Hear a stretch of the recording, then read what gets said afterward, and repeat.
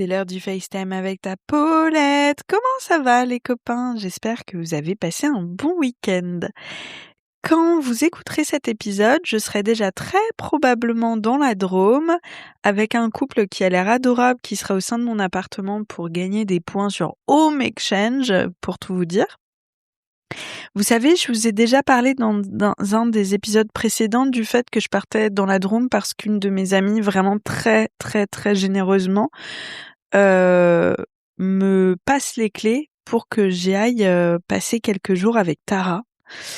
Je l'ai dit la dernière fois, donc je vais me répéter, mais je me chie dessus, les gars. J'ai booké ma voiture hier et vraiment, j'ai l'impression d'être à un step d'adulte où je suis pas encore waouh, genre trop adulte pour moi. J'ai l'impression d'être une mère célibataire durant ses premières vacances post séparation avec son mari, vous voyez, et qui prend les gamins et qui dit bon bah maintenant je vais devoir gérer solo. Là, typiquement, j'ai un harnais pour attacher Tara dans la voiture à côté de moi. Enfin, j'ai peur. J'ai peur. Et puis, ça fait plus d'1 an que j'ai pas conduit une voiture. Alors, au final, ça va le faire. Parce qu'à chaque fois qu'on n'a pas le choix, ça le fait. On est d'accord? Mais la moi de la veille, elle se chie un petit peu dessus.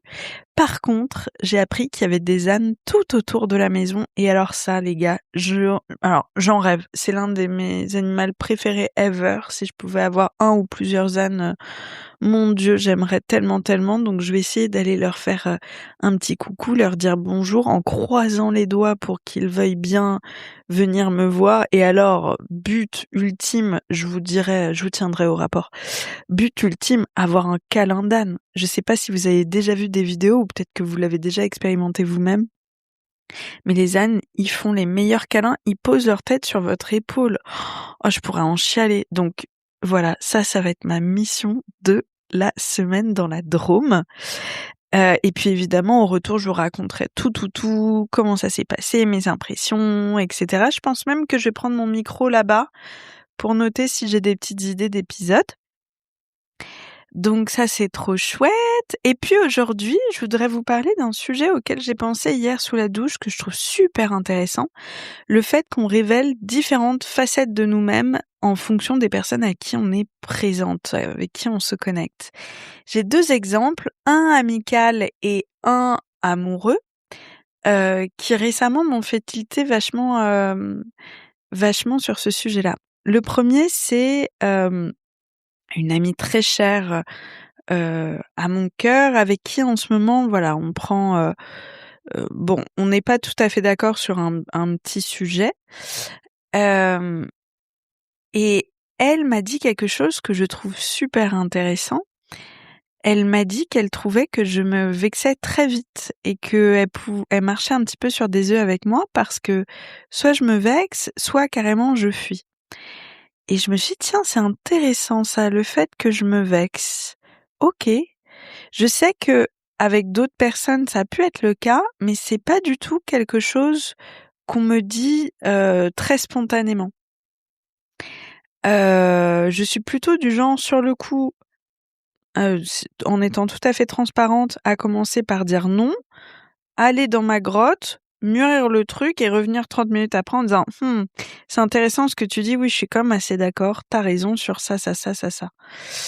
Évidemment, il y a d'autres moments où je me suis déjà vexée et puis peut-être que d'autres amis diraient que c'est le cas, mais j'en ai même parlé à ma mère qui m'a dit tiens, c'est marrant, pour moi, tu n'es pas du tout quelqu'un qui te vexe. Or, c'est la personne qui me connaît le mieux. Et j'ai réalisé que c'est pas que je ne suis pas quelqu'un qui se vexe, c'est qu'effectivement, dans cette amitié, dans cette dynamique d'amitié, je me vexe rapidement. Alors, je rentrerai pas dans les détails parce que je sais pourquoi je réagis de cette manière-là, mais effectivement, c'est là où tu te dis que parfois il y a plusieurs réalités parce que elle, quand elle ressent ça, c'est assez juste. C'est juste que la dynamique de notre amitié pousse ce trait-là chez moi que je n'aurais pas avec d'autres personnes, vous voyez. Par exemple, je sais que mes amies à Paris, quand elles me disent un truc, Je suis toujours preneuse de leur avis, je suis trop d'accord avec elles et elles m'ont déjà secoué les puces et à chaque fois je suis en mode: «Putain, elles ont grave raison». Genre mon groupe de 4 copines, que j'embrasse, je sais que Mathilde, elle écoute souvent mes épisodes. Peut-être que d'ailleurs Mathilde trouvera que je me suis déjà vexée. Je pense, Mathilde, que je n'étais pas vexée, j'étais overstimulée dans les situations, auxquelles on penserait. Mais par ailleurs, je suis ultra preneuse de leur avis et souvent quand elles me disent un truc, je suis en mode: «Elles ont grave raison». Hem, donc je trouve que c'est assez intéressant de se dire: est-ce que c'est faux? Ou alors est-ce que, bah, cette dynamique d'amitié-là fait ressortir ce truc-là chez moi qui n'est pas forcément la plus belle version de moi-même, clairement. Un autre exemple récent, vous vous rappelez, enfin si vous avez écouté l'épisode précédent, que j'avais fini par voir ce fameux mec de l'autre bout du monde à qui je parlais depuis des lustres. Et la situation, elle était pas très agréable, c'était pas très fun et pareil, ça n'a pas fait ressortir la plus belle version de moi-même. Et avec le recul, je m'étonnais quand même. Je disais: «Mais pourquoi j'ai dit cette phrase-là?» Une phrase que je vais vous raconter ensuite. Et en fait, maintenant je me dis: «Bah oui, mais évidemment que genre ça poussait ce trait de caractère, là chez toi». Contexte, heu, je vois ce mec plusieurs heures, donc après des mois à parler ensemble, OK? Il est accompagné de ses 2 potes. OK, pourquoi pas, sur le coup, je me dis: «Bon, why not?» Enfin, j'y vais en mode c'est fun, quoi. On fait d'abord du shopping, puis on va dans un resto. Heu et au départ, le mec est sympa avec moi et puis petit à petit, je me rends compte que ça déstabilise un petit peu son aura de grand chef quand il me pose des questions. Par exemple, on est dans un magasin de lunettes, il me dit: «Celle-là, tu en penses quoi? Celle-là, tu en penses quoi?» Et je lui dis spontanément, «Ah celle-là j'adore, celle-là je trouve que ça fait un peu mec qui se la pète, je suis pas trop fan». Bon, et je vois qu'il se referme petit à petit et que ça le vexe un petit peu dans son ego devant ses potes, quoi. Et on arrive au restaurant et en fait, il commence à se fermer. Et donc, c'est pas hyper agréable parce que ses potes sont vraiment sympas, mais bah, soit ils parlent en anglais petit à petit entre eux, un peu, je suis un peu plante verte à côté et puis il y a un moment carrément ils parlent, j'allais dire la langue, ils parlent dans leur langue d'origine. Et je sors, les gars, je pense que, la situation commençait déjà à me saouler, que j'avais envie de partir à ce moment-là. Je sors, I fucking don't understand. Genre, c'est pas du tout un truc que je dirais d'habitude. Je dirais: «Hé les gars, j'arrive pas à comprendre» et cetera. Mais il y avait déjà eu plein de petits trucs qui m'avaient gonflé. Notamment on marchait du magasin jusqu'au resto dans la rue. J'ai appris ensuite que c'était culturel. Moi, je ne le savais pas. Mon date en question marchait 3 mètres avant moi. Bah, désolé mec, mais il y a un moment, je lui ai dit hyper, de façon enjouée, mais en fait, ça me saoulait. Je fais: «OK, bah alors, tu m'oublies à l'arrière? Moi, j'ai des toutes petites jambes». Donc il est arrivé à l'arrière et en fait, après, j'ai appris que culturellement, voilà. Mmh. Tout ça pour dire qu'il y avait eu plein de petits, éléments où je me sentais quand même vraiment pas, reçue de façon très agréable. Au départ, très sympa, il m'avait dit: «On va au resto, tu rejoins tes potes ensuite, on se rejoint ensuite». Enfin voilà, dans l'aspect shopping, ça se passait encore très bien, puisqu'il me disait ça. Et puis petit à petit, je pense que, bah, comme je vous l'avais dit dans l'épisode précédent, j'ai du répondant, j'ai du caractère, je suis très femme et pour en avoir parlé avec Manon qui m'a donné son point de vue que je trouve très intéressant et peut-être plus habituée à des nanas qui sont un peu, jolies, très timides et qui ne contredisent absolument pas, voyez? Hem et donc quand je dis: «I don't fucking understand», je sens que ça le fait se contracter. Moi-même d'ailleurs, je suis contractée et je me dis: «Mais c'est quoi cette énergie de bonhomme là que j'ai sortie? C'est pas moi, c'est pas du tout moi». Et en fait, si dans cette circonstance-là, je pense que c'était mon instinct de survie qui disait: «Eh oh, en fait, enfin genre, je t'ai absolument pas forcé à me proposer de venir. Tu me proposes de venir, le minimum c'est d'être comme agréable et ouvert et etc». Et ouais, en repartant, je me suis dit: «C'est marrant, mais elle est sortie d'où cette sorte d'énergie masculine là que j'avais?» Je suis pas du tout comme ça en date d'habitude et puis j'ai repensé à cet Américain avec qui j'ai une jolie petite histoire, je avant.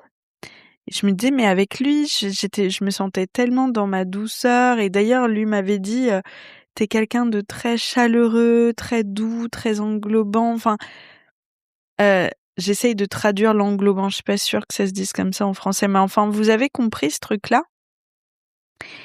Et effectivement, puisque lui me faisait me sentir très en sécurité, très vue, hem, je me sentais tellement à l'aise que je déposais complètement les armes avec lui et j'étais vraiment dans une grande forme de douceur, de générosité, d'ouverture du cœur et avec ce gars-là, assez, désagréable finalement parce qu'honnêtement, c'était pas un date très agréable.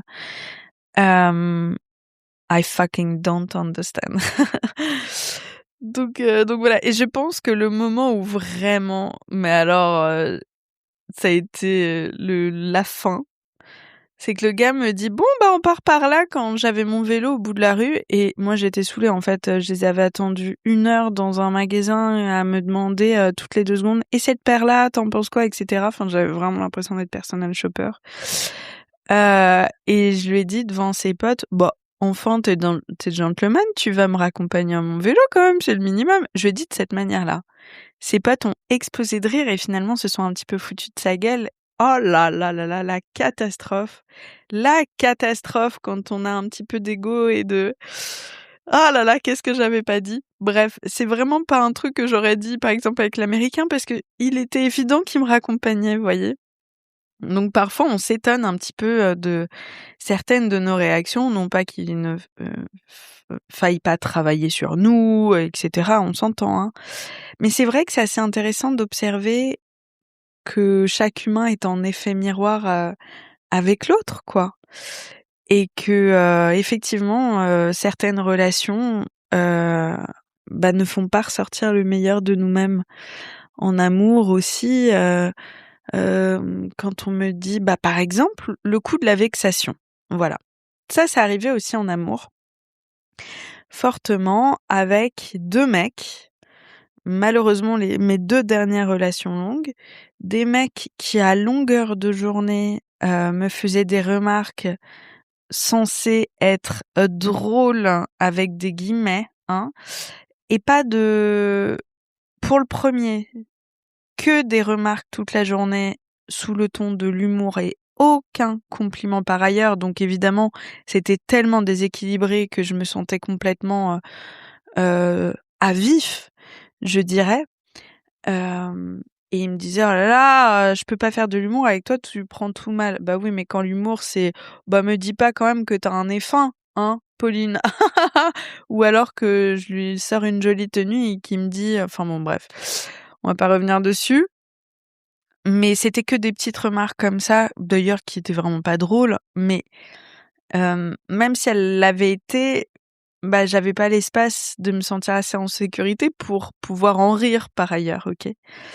Et puis, ma relation plus récente, là et je sais que ça venait d'une grande insécurité parce que, après il m'a avoué que, voilà, j'avais été la femme la plus importante de sa vie et cetera, mais les 3 premiers mois, il ne faisait que mentionner à chaque phrase une de ses ex, que mentionner avec elle on a fait ça, elle s'habillait comme ça, et puis elle disait ça, et cetera. Et ensuite, lorsqu'il voulait faire de l'humour chez moi, bah, pareil, j'avais aucun socle de sécurité pour pouvoir l'entendre. Et depuis, j'ai eu des relations où la personne m'a teasée et où mais j'ai explosé de rire parce que je trouvais ça profondément hilarant parce que je me sentais vraiment belle à ses yeux, et vraiment spéciale. Alors, je sais très, très bien que ces gars me diraient: «Mais oui, mais tu l'étais à nos yeux». Bah ouais, mais si les gars, si vous mettez aucun socle de sécurité, c'est pas possible, enfin, c'est l'étape de base pour pouvoir, évoluer ensuite et se sentir assez à l'aise l'un l'autre, pour pouvoir, teaser sur le sujet. Donc oui, avec eux, je me vexais facilement. D'autres relations, pas du tout. Enfin, c'est fou, c'est fou.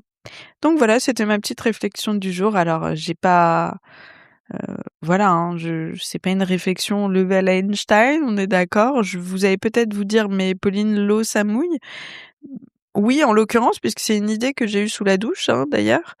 Mais je trouvais que c'était intéressant d'en parler cette fois-ci et de se laisser s'observer la prochaine fois dans nos dynamiques amicales, amoureuses, professionnelles aussi. On peut être la personne, heu, la meilleure manageuse, du monde dans un taf et la et la plus mauvaise parce que la plus insécure dans un autre. Ouais, voilà, entourez-vous bien les copains. Je vous fais un gros, gros bisou et puis dans l'épisode, qui suivra celui-ci, je vous ferai le compte rendu de la Drôme. J'ai hâte. Prenez soin de vous.